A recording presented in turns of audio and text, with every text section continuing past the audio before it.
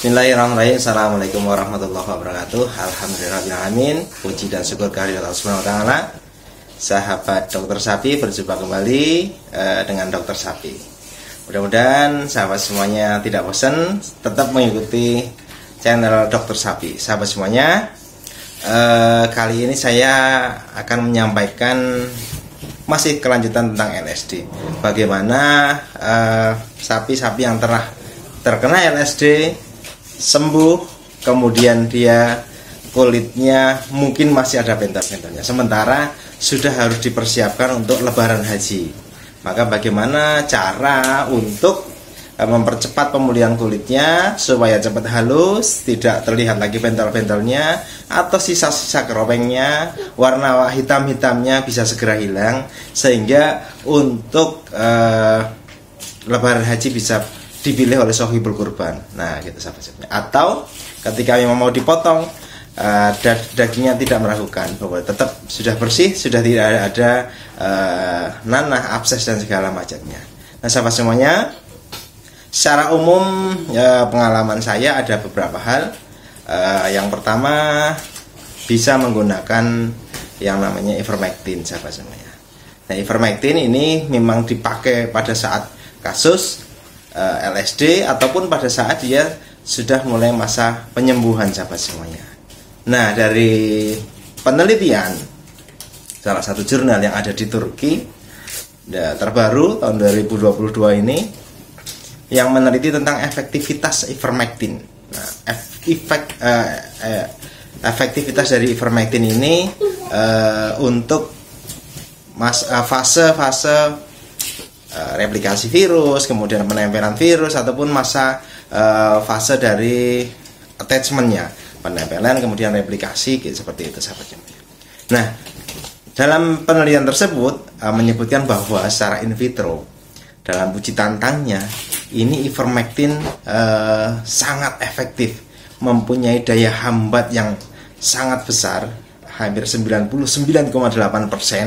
Ini mampu menghambat virus LSD dalam rangka penempelan, dalam rangka penetrasi, dan dalam rangka perbanyakan virus. Nah, jadi sangat efektif, 99,8% sangat efektif untuk menghambat penempelan virus ke dalam sel-sel host base-nya atau sapi, kemudian menghambat replikasinya, perbanyakan virusnya, atau tadi setelah menempel penetrasi, dia menghambat penetrasi. Nah, itu sangat efektif. Begitu juga pada kasus-kasus pox lainnya atau cacar yang lainnya.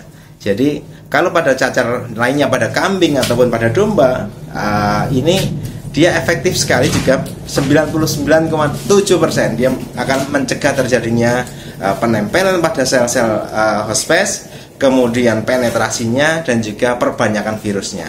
Ini penelitian terbaru yang mungkin bisa kita baca untuk penanganan ataupun pada proses membantu pemulihan, sahabat semuanya.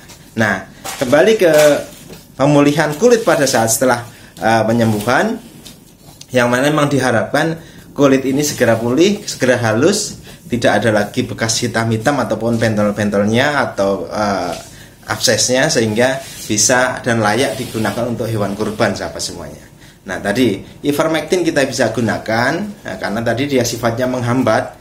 Pertama, dia menghambat ketika memang masih ada virusnya, menghambat penempelan, menghambat penetrasi, menghambat dari perbanyakan virus, dan juga ketika memang masih ada sisa-sisa virusnya bisa dihambat juga dengan ivermectin. Selain pada fase penyembuhan, pembersihan virusnya juga dilakukan oleh antibodi yang sudah terbentuk, sahabat semuanya.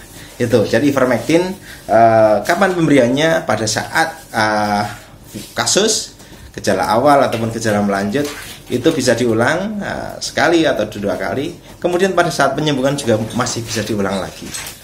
Apa sediaannya? Boleh sediaan suntik. Nah, sekarang juga tersedia ivermectin yang per oral, bisa diminum, tersedia. Kemudian yang terakhir juga bisa melalui tetes punggung, sahabat semuanya. Nah, kemudian yang kedua adalah pemberian antibiotik.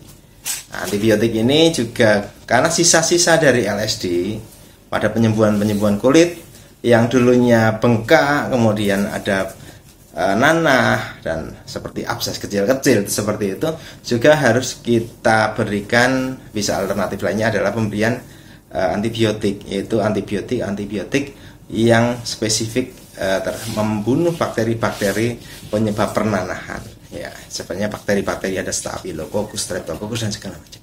Jadi antibiotik yang cocok adalah antibiotik yang khusus untuk gram positif. Salah satunya yang kita bisa pilih adalah penisilin, kemudian ampicillin, tetrasiklin, yang seperti itu. Jadi tetrasiklin termasuk beberapa merek-merek di apotek yang tersedia yang biasa dipakai peternak untuk membantu LSD. Ini adalah super tetra salah satunya. Itu isinya adalah tetrasiklin, sahabat semua. Nah itu. Jadi fungsi antibiotik ini menghambat terjadinya infeksi sekunder. Ketika memang LSD menyebabkan kebengkakan, ketika diberikan antibiotik ini dia tidak menyebabkan menghindari terjadinya abses atau pernanahan. Nah, kalaupun terjadi pernanahan, maka antibiotik ini juga akan menghancurkan bakteri-bakteri yang menyebabkan pernanahan, sahabat semuanya. Kemudian yang terakhir, ketika nanahnya pecah, bisulnya pecah, ini antibiotik ini juga menghindari infeksi sekunder dari bakteri-bakteri yang lainnya, seperti itu. Nah, kemudian yang ketiga adalah pemberian vitamin E. Nah, sediaannya macam-macam. Kalau sediaan suntik atau injeksi intramuskuler itu ada vitamin ADE, mereknya boleh monggo berbeda-beda. Yang diharapkan ada isinya adalah vitamin E-nya, vitamin E karena yang tinggi alfa tokoferolnya dan segala macamnya. Di mana vitamin E ini juga mempunyai peran sebagai antioksidan, selain sebagai penghalus kulit, kemudian kesuburan dan segala macamnya.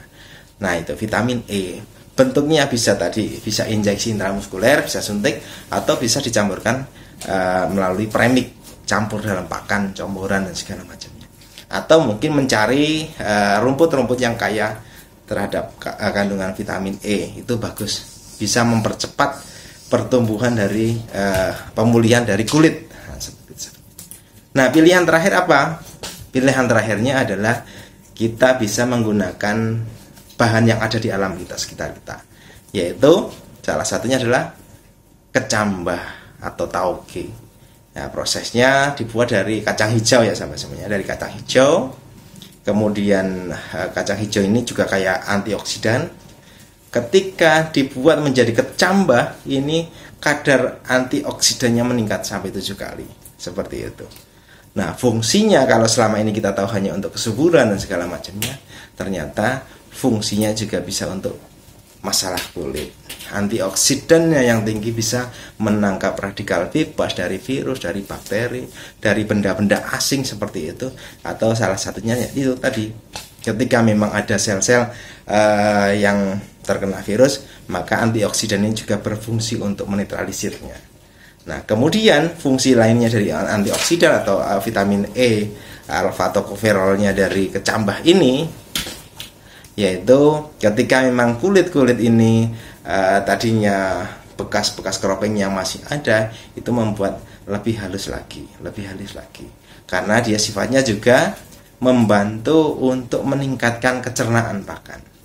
Ketika kecernaan pakannya bagus, daya tahan tubuhnya bagus, suplai antioksidannya, vitamin E-nya tinggi, maka kulit akan segera halus kembali, pulih kembali. Sehingga yang ketara banget ketika memang sapi-sapi putih, warnanya putih terkena LSD, maka bentol-bentolnya bekas warna hitamnya ini akan terlihat sangat jelas kan, seperti itu. Itu membuat kadang sohibul kurban jadi ragu untuk memilihnya. Nah, yang pasti kita harapkan dengan seperti itu 4 penanganan tersebut bisa meyakinkan sohibul kurban atau pemotong bahwa dagingnya layak dikonsumsi, sahabat semuanya. Jadi ada 4, sahabat semuanya. Pertama dengan pemberian ivermectin, itu bisa dengan suntik, bisa diminumkan, dan juga bisa dengan tetes punggung. Yang kedua pemberian antibiotik untuk gram positif, seperti penisilin, ampicillin, tetrasiklin atau yang lainnya. Nah, itu. Ada yang kalau di sapi banyak yang bentuk suntikan, atau juga ada yang bentuk oral, mungkin seperti itu yang biasa dilakukan di peternak. Nah, kemudian yang ketiga adalah pemberian vitamin E atau injeksi ADE, vitamin ADE, atau bisa juga diberikan dalam bentuk premik vitamin E. Yang terakhir, bisa menggunakan bahan yang ada di lapangan, yaitu dengan pemberian kecambah dari tauge kacang hijau. Jadi kecambah ini bisa kita berikan pada sapi tiap hari, ya monggo rutin saja, sekilo tiap hari, atau 2 kilo nggak masalah. Itu akan mempercepat pemulihan dari kulit-kulit mengalami keropeng setelah penyembuhan LSD. Nah, seperti itu.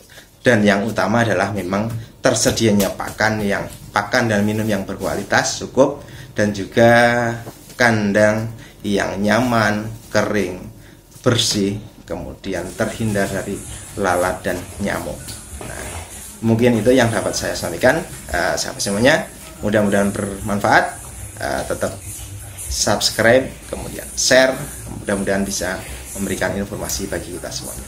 Sekian, assalamualaikum warahmatullahi wabarakatuh.